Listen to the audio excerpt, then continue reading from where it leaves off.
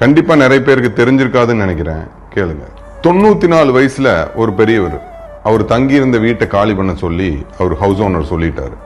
அவருக்கு பெருசா ஜாமானெல்லாம் ஒன்றும் கிடையாது. ஒரு பெட்டு, கொஞ்சம் பாத்திரங்கள் எல்லாம் தான் இருந்திருக்கு. அதை தூக்கி வெளியே வச்சு இன்னைக்கு நீங்க காலி பண்ணியே ஆகணும் அப்படின்னு ஹவுஸ் ஓனர் ஸ்ட்ரிக்டா சொல்லிட்டாரு. பெரியவர் ரொம்ப கெஞ்சி கேட்டாரு ஹவுஸ் ஓனர் கிட்ட, கொஞ்சம் டைம் கொடுங்க அப்படின்னு சொல்லி. அங்க நடக்கிற சம்பவத்தை பார்த்து அங்க பக்கத்துல இருக்கிறவங்களுக்கு எல்லாத்துக்குமே பெரியவர் மேல ஒரு பரிதாபம். ஹவுஸ் ஓனர் கிட்ட அவங்களும் பேசி பார்த்தாங்க, கொஞ்சம் டைம் கொடுங்க, ரொம்ப பெரியவரா இருக்காரு அப்படின்னு சொல்லி கேட்டு பார்த்தாங்க. ஹவுஸ் ஓனர் சரின்னு சொல்லி அவர் கொஞ்சம் மனசு இறங்கி சரின்னு கொஞ்சம் டைம் கொடுக்கறதுக்கு ஒத்துக்கிட்டாரு. பெரியவரும் அவரோட ஜாமான் எல்லாத்தையும் தூக்கி வீட்டுக்குள்ள போயிட்டாரு.